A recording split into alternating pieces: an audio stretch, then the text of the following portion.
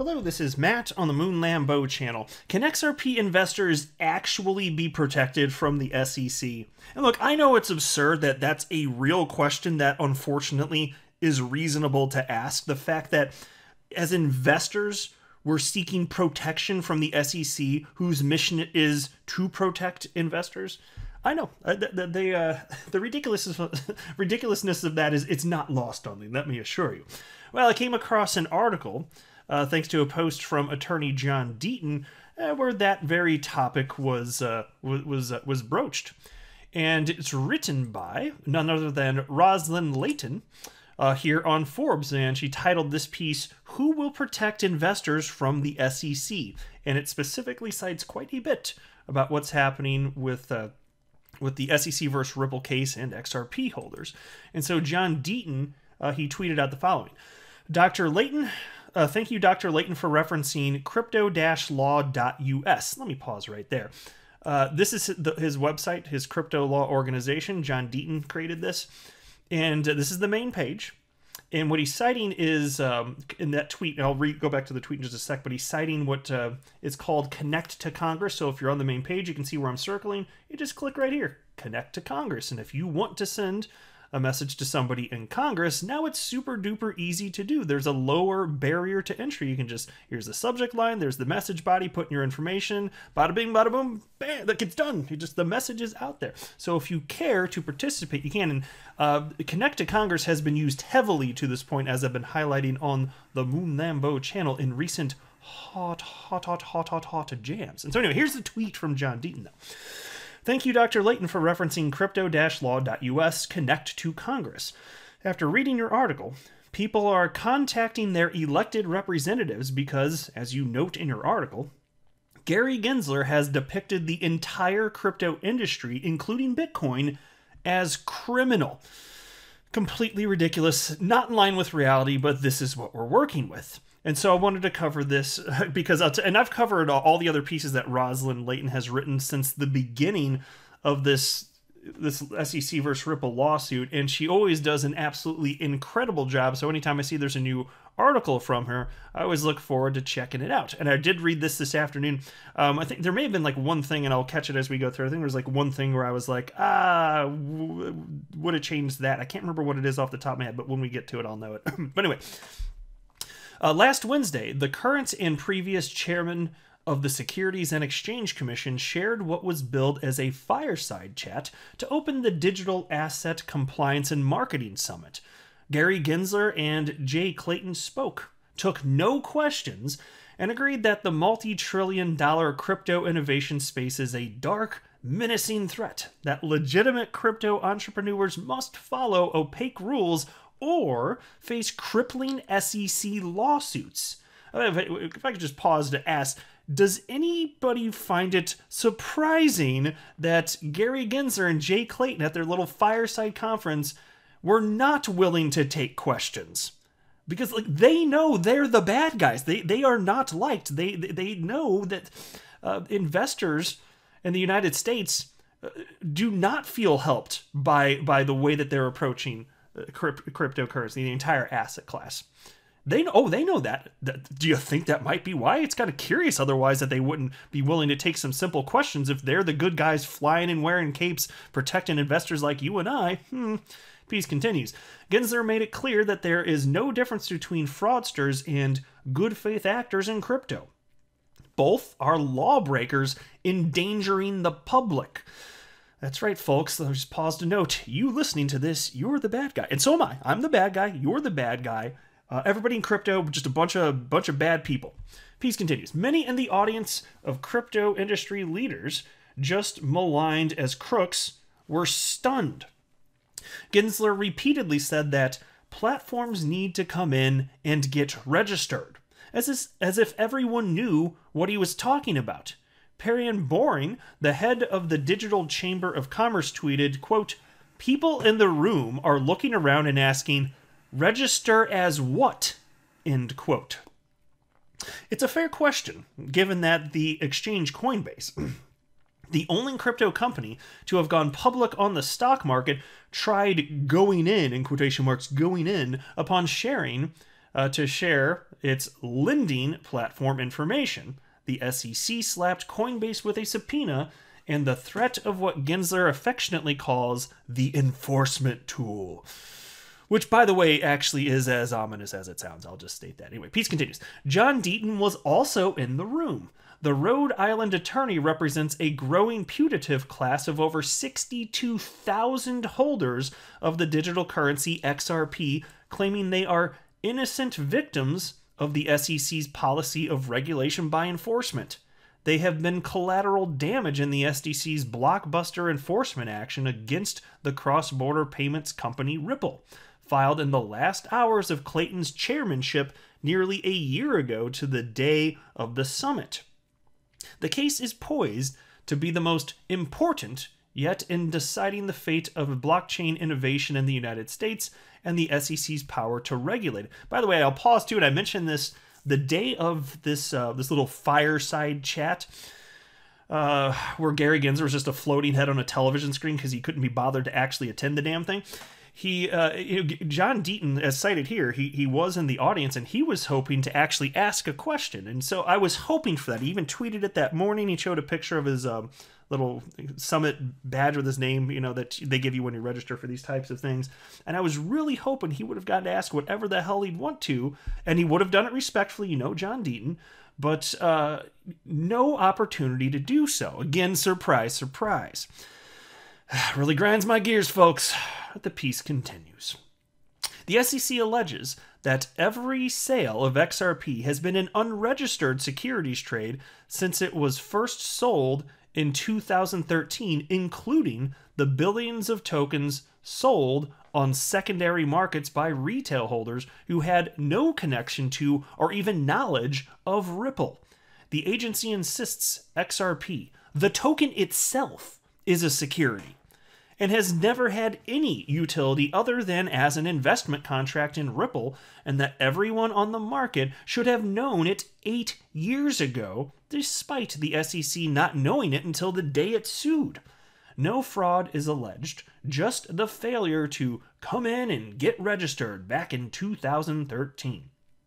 The allegations are more surreal after Wednesday's event, as no one has ever known what registering means for a digital asset, a decentralized finance product, or a crypto trading platform. So Deaton's legal pleadings ask how the token XRP itself could be a security under the same legal authority that the agency cites for its broad power to regulated crypto, the so-called Howey decision by the Supreme Court in 1946.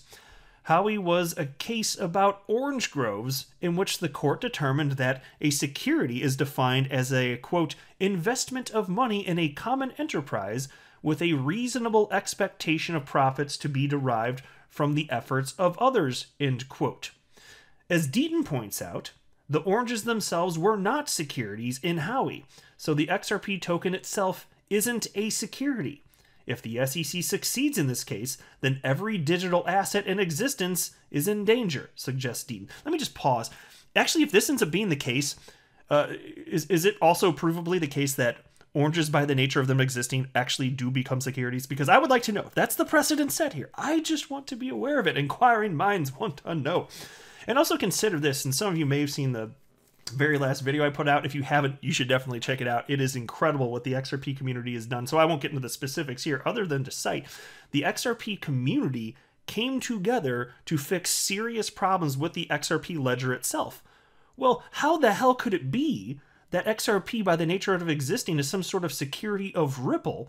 And how could just regular people, not all of them having anything to do, like most of them not having anything to do with Ripple, frankly, why would they come together and fix the XRP? Because you know what they did, like, and you should check out seriously, you should check out the last video. It's very cool, but there were serious problems, and the community pooled money to get full history nodes and regular nodes online, and they're not yet online. This has just been in motion, but my gosh, it's such cool stuff right here. How the hell could it be that XRP, by the nature of existing, is somehow a security? And why do these random people that have nothing to do with Ripple want to pay to help some sort of Ripple token if that's what it actually is? It's complete nonsense. It's garbage. I don't even believe that the SEC believes the arguments it's making. It's just they're already funded through taxpayer money. What the hell do they care? Just throw whatever out. They think it's going to help their career. They've got their egos. These are bad people. They're for whatever the motives are. It's of little consequence to them, but extreme consequence to everybody else that's a developer building on top of the ledger and everybody that holds XRP itself, for whatever the reason may be. And they've caused actual financial harm. Piece continues. Currency exchanges immediately suspended trading on XRP when the SEC filed the suit against Ripple. This locked up billions of XRP tokens held by retail holders in digital wallets, making it impossible to access them as the value of XRP collapsed. Yeah, I think that's the part I wanted to talk about. So I know that there are some instances where like there is XRP, maybe just in IRAs, and there's literally they're in a situation because of this where XRP effectively like it is trapped. The only thing I would have mentioned slightly differently there, and I don't want to be overly critical because this is a fantastic piece, as is frankly every piece that she's written on the topic. Just wanted to note out that despite almost all exchanges in the United States halting the trading of XRP, they've still allowed the movement of XRP. In fact, you can even still today store your XRP on Coinbase. You just can't buy or sell it. And you can move it off the platform there. And I don't know why anyone would want to keep it on Coinbase necessarily. Maybe some of you are. If you got your reasons, that's fine. But it wasn't the case that instantly all of the XRP was just suddenly trapped and we did have time to move it. But still, that doesn't take away from the fact that this is highly destructive for so many people. There are people that had their life savings in this. And it's just the SEC comes in like a wrecking ball, destroying investors' financial futures. So it's still disgusting regardless. So it's just like it's a small point, but I just thought I'd make it anyway. Piece continues. After various legal tactics attempting to force the SEC to limit the scope of its allegations to Ripple's sales of XRP and leave the token itself alone, Deaton's clients were granted amici status by Judge Annalisa Torres to advise her on dispositive matters.